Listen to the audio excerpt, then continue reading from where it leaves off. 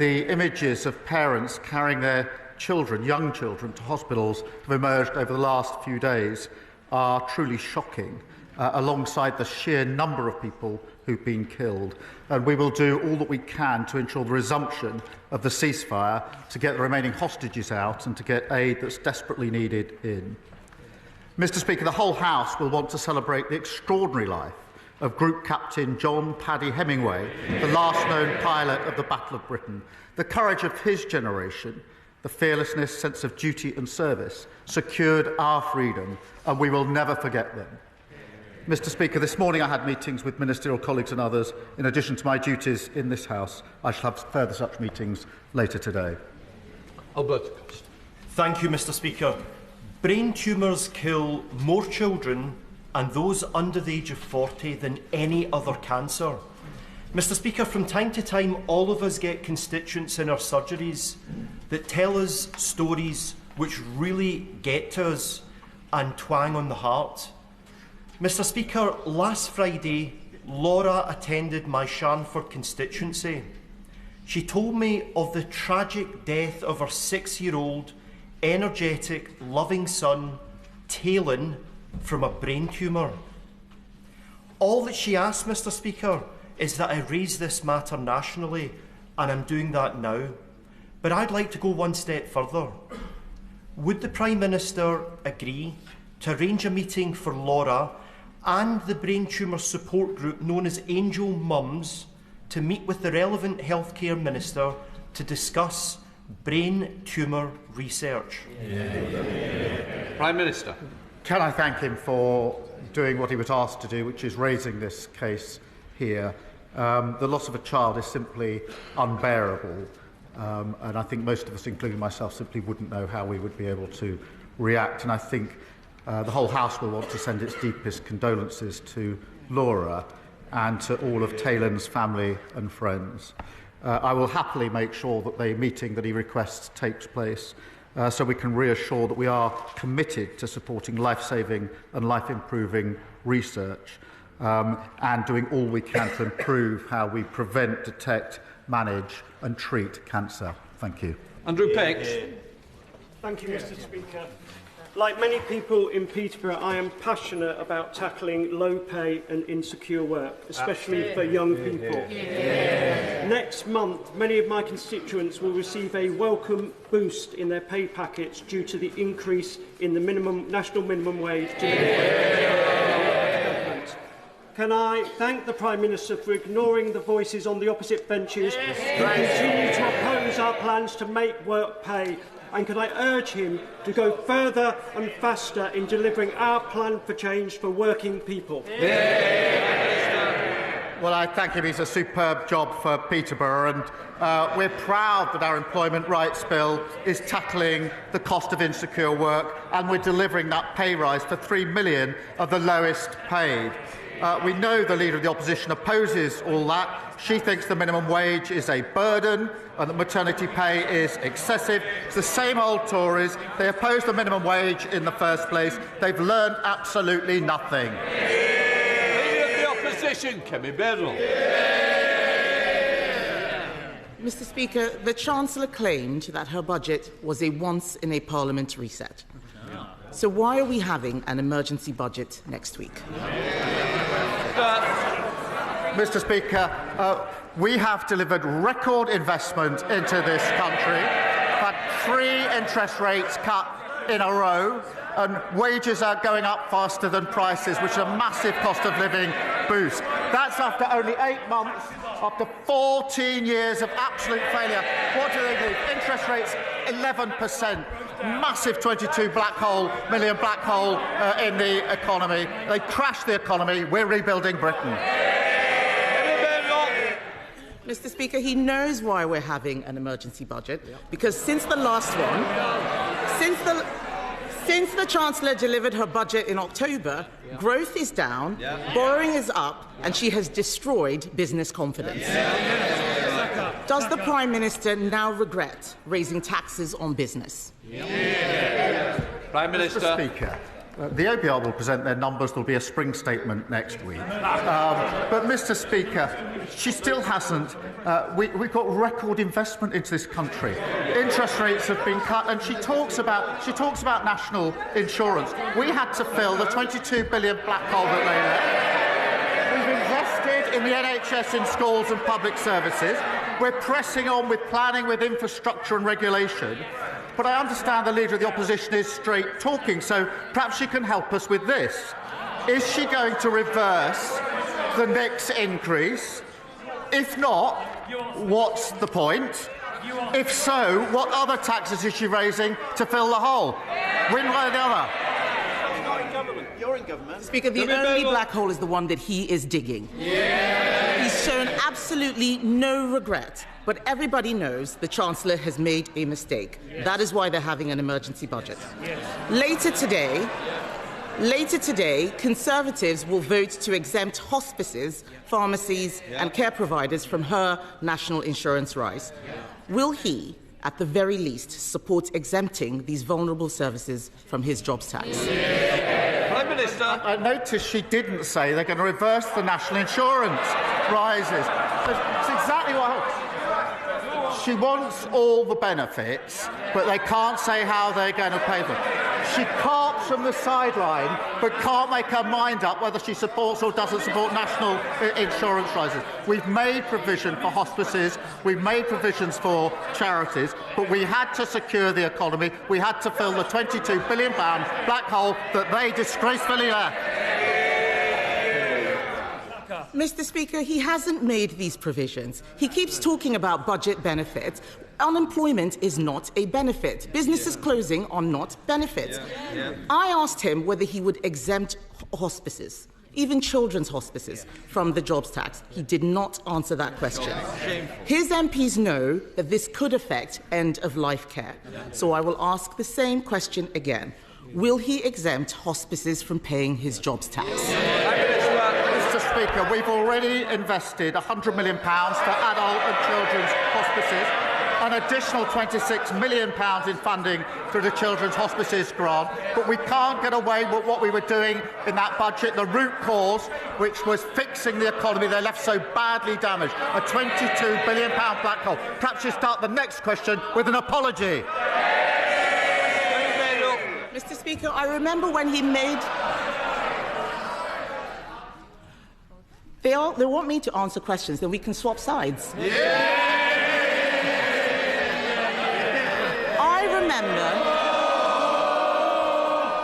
I remember when he made that announcement. He's forgotten, because the money he's referring to for hospices is for buildings. It is not for the salaries hit by the jobs tax. As St Helena Hospice in Colchester said, we cannot use this funding for salaries, which is where we need urgent help. Why is the Prime Minister not listening to hospices? Prime Minister. Mr. Speaker, I've already set out the position in relation to hospices. She says that she wants to swap sides. I mean, heaven forbid. After 14 years of breaking everything, we're getting on with the job of fixing it, and all she can do is cart from the sidelines with absolutely no policy. Mr. Speaker, winter fuel payments have been snatched. The jobs tax is hammering everyone from business to charities. The Chancellor promised a once-in-a-Parliament budget that she would not come back for more. And in that budget, she said there will be no extension of the freeze in income tax thresholds. Ahead of the emergency budget, will he repeat... Mr. Speaker, ahead of the emergency budget, will he repeat the commitment that she made? Prime Minister. Mr. Speaker, she's got such prescriptive questions, she can't actually adapt them to the answers that I'm giving. I mean, Mr. Speaker, I think she now calls herself a Conservative realist. Well, I'm realistic about the Conservatives. The reality is they left open borders and she was the cheerleader. They crashed the economy, mortgages went through the roof. The NHS was left on its knees and they hollowed out the armed forces. This government has already delivered 2 million extra NHS appointments, 750 breakfast clubs, record returns of people who shouldn't be here, and a fully funded increase in our defence spending. That is the difference that a Labour government makes. Thank you, Mr. Speaker. A lady came to see me recently who needed help. She had a disability. It meant that her children have to help her cut up her food. They have to help her wash beneath the waist. They have to supervise her as she goes to the toilet. Under the Tory welfare system, we were able to get that lady on PIP. Under the Prime Minister's new proposed system, she will get zero. Nothing. And after 14 years of the Tory government, and many of us wanting to see the back of them, can the Prime Minister answer one question?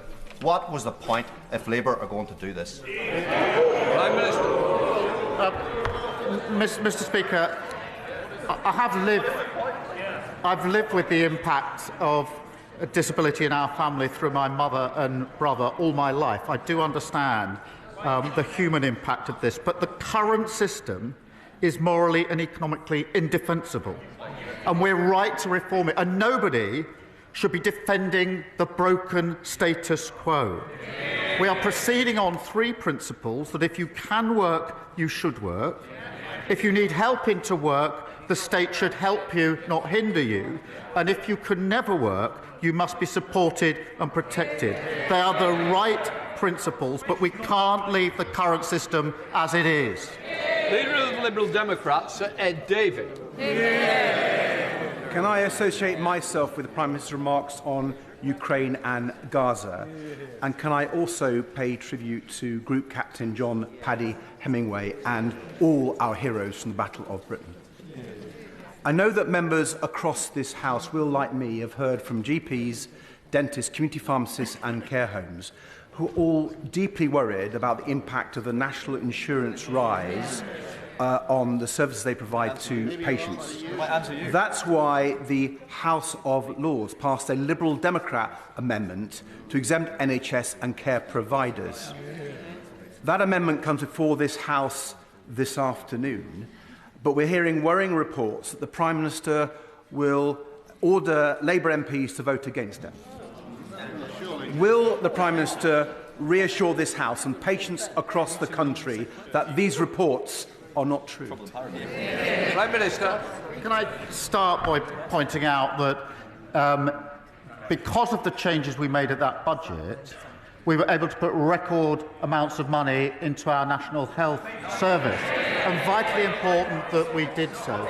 And it isn't right to simply oppose the measures we had to take to raise the money and at the same time say, as the Honourable Gentleman does, that he wants the benefits of the increase in funding to the NHS. The two can't sit together. We have already invested an additional £3.7 billion of funding into social care, including £880 million to increase the social care grant. So we are taking steps. But the basic point remains, which is we can't make the investment into the NHS if we don't raise the money. And you can't simply oppose any raising of money and at the same time welcome the money into the NHS. Sir Ed Davey. By that reply, and I hope he and the Chancellor will think about taking money from the NHS ahead of the spring statement and reverse it. Now, Mr. Speaker, I'd like to turn to the issue of illegal hair coursing. Criminal gangs are terrorising rural communities across our country, from Cambridgeshire to Devon, from Oxfordshire to Wiltshire. Men in balaclavas are threatening and abusing farmers as these criminals tear across their fields in 4x4s. Farmers are warning that it's only a matter of time before someone is killed. So does the Prime Minister agree with me that we must act urgently against this appalling criminality? And will he back our calls for a comprehensive rural crime strategy so we can not just stamp out hair coursing, but keep our rural communities safe from all crime? Prime Minister. Well, I'm grateful to him for raising this important issue, and it is a matter of deep concern. We've already developing a rural crime strategy, but we'll happily work with him and others to develop it further. Lawrence Turner. Northfield are deeply concerned about the scourge of knife crime, and I pay tribute to the professionalism of West Midlands Police for their response to these horrendous attacks. But there are still 1,200 fewer police officers and PCSOs in the force than in 2010. A new bid has been submitted to the Home Office for 150 more officers. Will he look at this issue so that the police can do more to keep our streets secure and safe? Prime Minister. Well, can I join him in commending the West Midlands Police for keeping his community safe? We are doubling our investment to £200 million towards the recruitment of 13,000 neighbourhood police, giving every community a named officer to help tackle violent crime. And we're currently working through bids with forces to ensure that we do so, and I'll make sure he gets a meeting with the relevant policing minister to discuss. Mr. Speaker, we have a deeply unfair, unequal economic system where vast numbers of people are struggling, yet billionaires are getting richer and richer. Does the Prime Minister really think that the way to tackle this is to put the onus onto older people, children and now sick and disabled people, rather than on the shoulders of the super-rich with a wealth tax, those people who could most easily afford to pay? And if the Prime Minister uses the phrase difficult choices in his answer, please will he specify difficult choices for whom? Well, Prime Minister. Mr. Speaker, we do have a proportional tax system, and we have raised tax on the wealthiest under this government. But her advice would count for a bit more if their manifesto hadn't been a recipe for £80 billion of extra borrowing. That is to do exactly what Liz Truss did to the economy, and that doesn't help any of the people that she's claiming to support. Mr. Speaker, I welcome the government's ambitious growth plans for Oxford-Cambridge Arc, which promises to reverse years of decline and transform the eastern region by driving prosperity, creating jobs and delivering much-needed housing. But does the Prime Minister agree with me that the crowning achievement of this plan would be the establishment of a world-class theme park in Bedford Borough? It would transform our local economy, create thousands of new jobs and opportunities, and elevate Bedford as a national hub for leisure and tourism. Prime Minister. Well, he's right to raise this important project, which we are working for, and it's vital.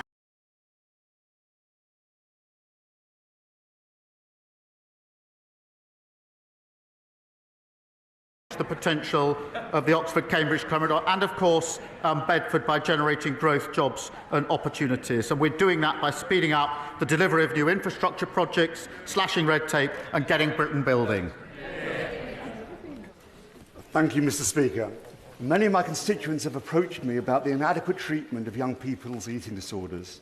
This year, despite a 13% increase in referrals, the majority of ICBs have cut real-term funding.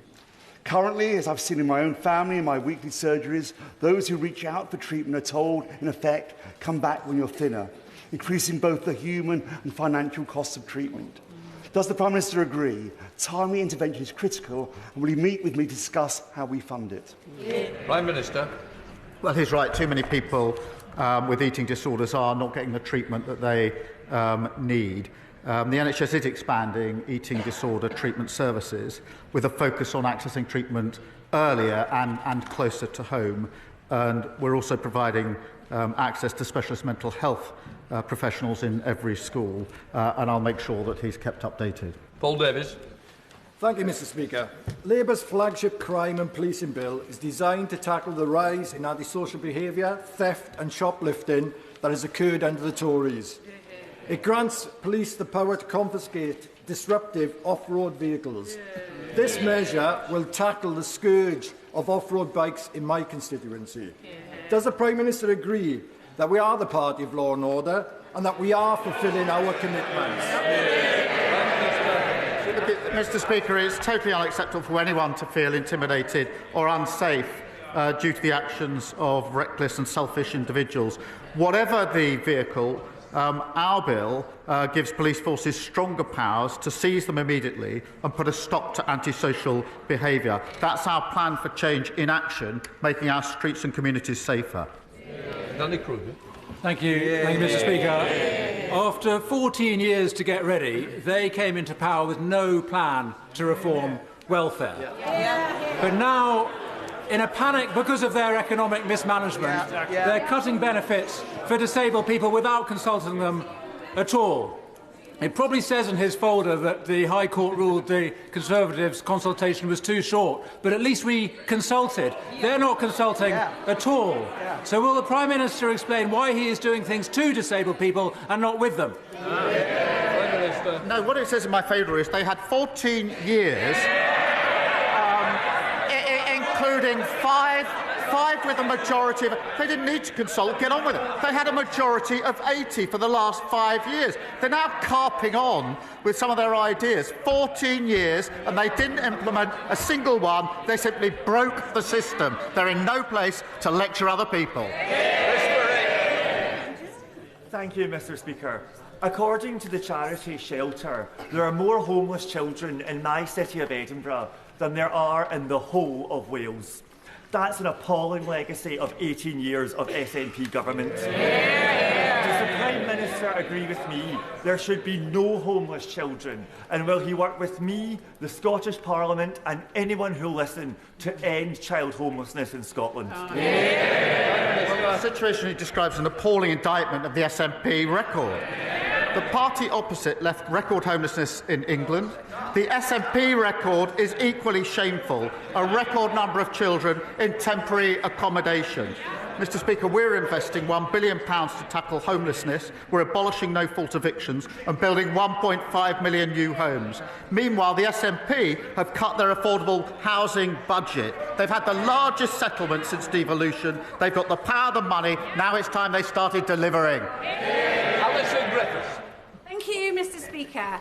This morning, I received an email from Santander informing me that both the Bognor Regis and the Rustlington branches in my constituency are set to close, with 4 other bank branches shutting across the constituency in 2023 alone.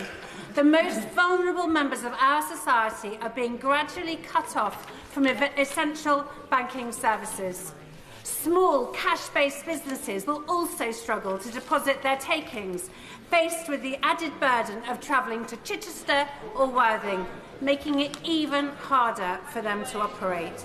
So what decisive action is the Prime Minister taking to guarantee that people and businesses in my constituency and across the country are not left without access to cash and vital banking services? Mr. Speaker, we are rolling out 350 banking hubs across all communities, and I'll happily arrange for her to have a meeting with the Minister to discuss how that might affect her constituency. Mr. Speaker, thank you very much. Firstly, I welcome the Prime Minister's announcement of £200 million from the National Wealth Fund for the industrial future of Grangemouth. But today, I want to ask specifically about the workers facing redundancy. Given the assurances from the Prime Minister on the 18th of February and repeated by Anna Sarwar, the Scottish Labour leader, as recently as the 4th of March, can the Prime Minister confirm that the guarantee given on 18 months pay protection for all of those workers losing their jobs due to the Grangemouth refinery closure will be honoured, including those shared services workers, and say how the payment can be claimed by all those affected? Prime Minister. Well, Mr. Speaker, Petroenius have said that every employee made redundant will get 18 months full pay. The Project Willow report that's come out today says how we can support a sustainable industrial future for Grangemouth, which is incredibly important, delivering jobs and economic growth. As he references, I've announced £200 million through the National Wealth Fund to secure the site's long-term future. And, of course, that's backed by the £100 million Falkirk and Grangemouth growth deal, which is training and the training guarantee to support workers into good jobs. They're all the actions that we were taking on this very, very important issue. Nick Timothy. Thank you, Mr. Speaker. Today, the House of Lords considers the Infected Blood Compensation Scheme regulations, which diverge from the proposals of the inquiry report and the government response. The regulations introduce new exclusions, treat victims inconsistently and downgrade some previously agreed awards, such as that to my constituent Owen Saville. Will the Prime Minister remember the promise made to victims like Owen and think again? Well, the victims of this scandal have suffered unspeakably, and I'm pleased that at the budget we set aside the £11.8 billion to compensate them in relation to this appalling scandal. I would gently point out that the party opposite was committed rightly to this compensation but didn't provide a single penny in the column to pay for it. The Infected Blood Compensation Authority has been established and began to make payments last year. Over £1 billion interim payments have been made, and we do remain completely committed to cooperating with the inquiry and acting on its recommendations. Elise Midgley. Thank you, Mr. Speaker. Everyone is talking about Adolescence, the series by Knowsley's own Stephen Graham and Christine Tamarco. It highlights online male radicalisation and violence against girls. The creators of the show are calling for screenings in Parliament and schools to spark change. So will the Prime Minister back this campaign to counter toxic misogyny early and give young men the role models they deserve? Yeah. Prime Minister. Yes, and at home we are watching Adolescence with our children. I've got a 16-year-old boy and a 14-year-old girl, and it's a very, very good documentary to watch, or drama. This violence carried out by young men, influenced by what they see online, is a real problem. It's abhorrent, and we have to tackle it.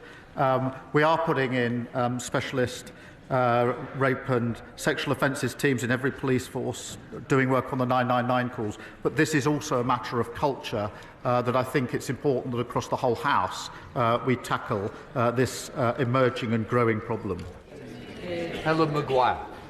Thank you, Mr. Speaker. The Liberal Democrats have long called for a UK-EU youth mobility scheme, and polling has repeatedly shown that the majority of Brits support this idea, including my constituents in Epsom and Ewell.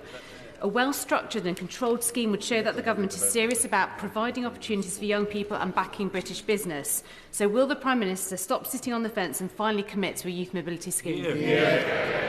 Well, Mr. Speaker, we are working closely with our European colleagues and the EU in particular, and we are working to a reset of the relationship. We won't be returning to freedom of movement. I've made that repeatedly clear, but we're making good progress. Warren Edwards. Thank you, Mr. Speaker. The previous government failed to properly support further and adult education over the last 14 years. And in contrast, the Prime Minister's personal commitment to technical qualifications has been encouraging. Last year's budget provided a welcome boost to some parts of the sector, but need and demand is outstripping available funding.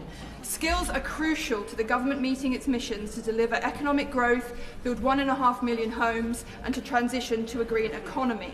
Can the Prime Minister provide reassurance that the funding model will be reviewed so that we won't see colleges having to turn people away who want to gain the skills that our country so desperately needs? Yeah. Prime Minister. Well, she's right. Further education plays a critical role in giving young people the skills and confidence that they need, and of course the training we need for the future. We are investing £400 million on education for 16 to 19-year-olds this year, and our levy-funded growth and skills offer will create jobs in key industries, and I can assure her that the funding will deliver enough places for young people.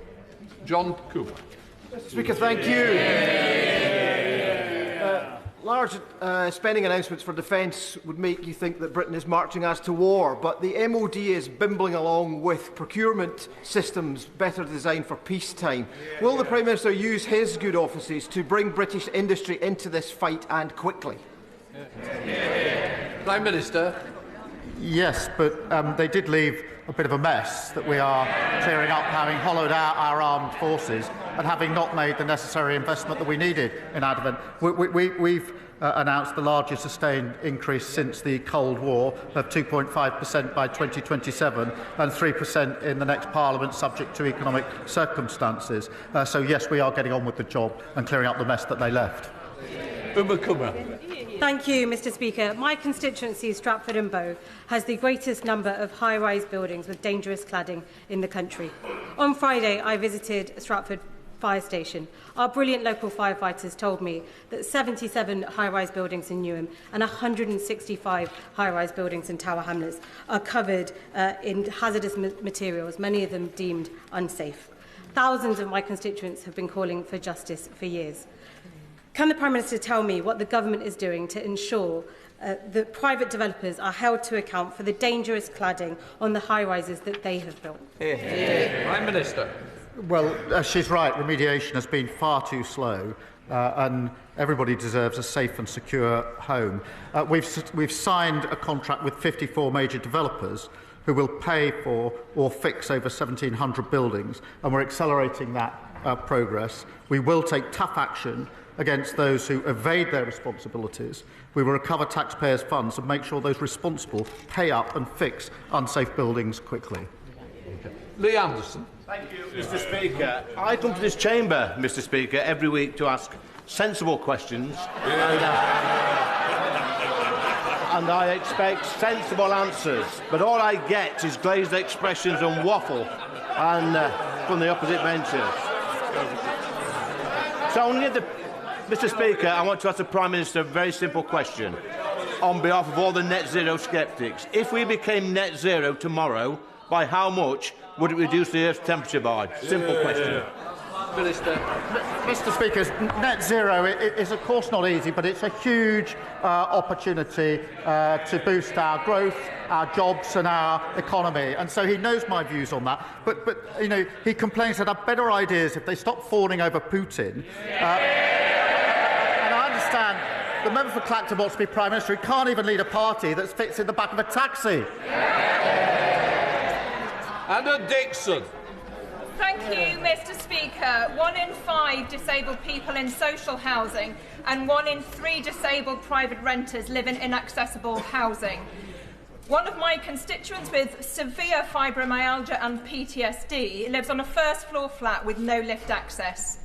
As we build the 1.5 million new homes that this country needs, will the Prime Minister ensure that they are built to be accessible and adaptable so disabled and older people can live independently for generations to come? Prime Minister. She's right. Everybody needs to be able to access a home that is suitable for them and meets their needs. The planning rules, Mr. Speaker, already mean councils must consider the needs of disabled people when planning new homes. We will go further, setting out our policies on accessible new homes very shortly, and we're boosting the Disabled Facilities Grant by £172 million, helping more people make vital improvements and live independent lives. Lee Dillon. Thank you, Mr. Speaker.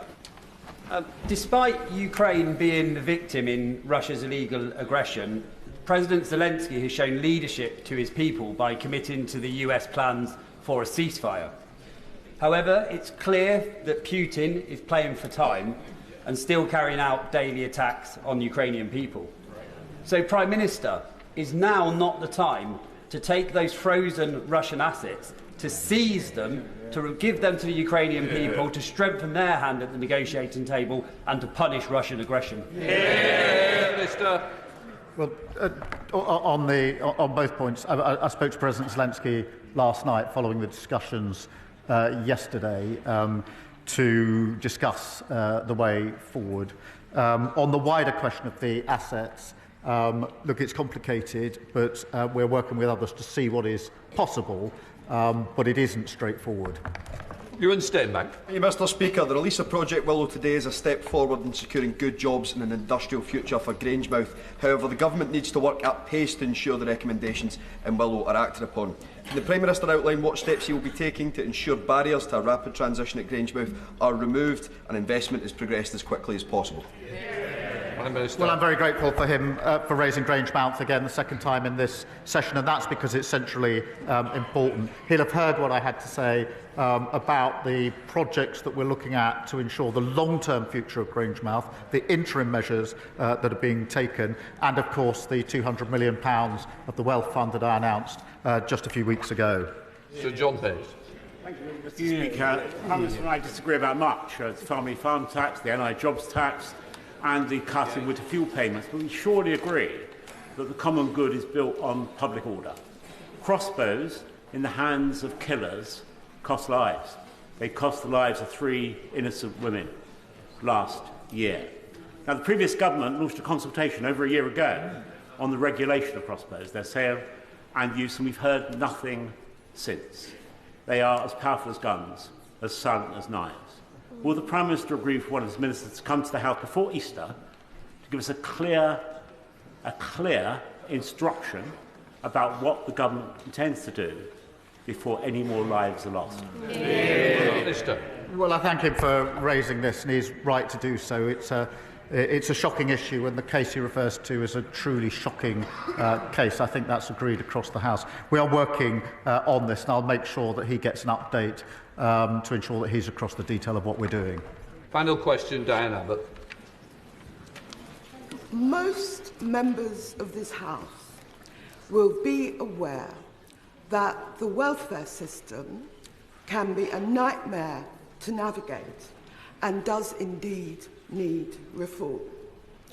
But could we have less of this rhetoric about his £5 billion package of disability benefits, so-called reform, being moral?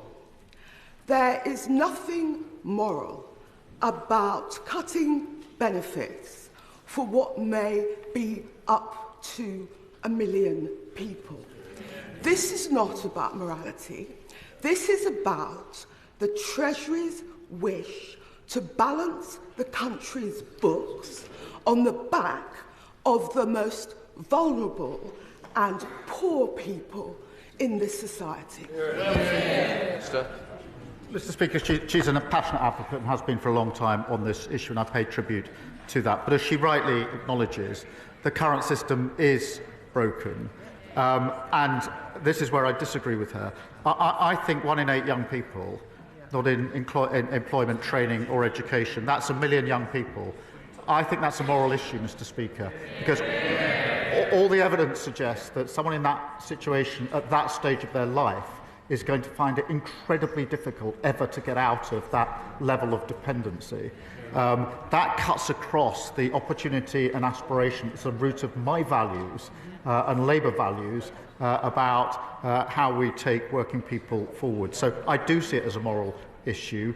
I'm not going to turn away from that. I am genuinely shocked that 1 million people, young people, are in that position, and I'm not prepared to shrug my shoulders and walk past it. That completes Prime Minister's questions.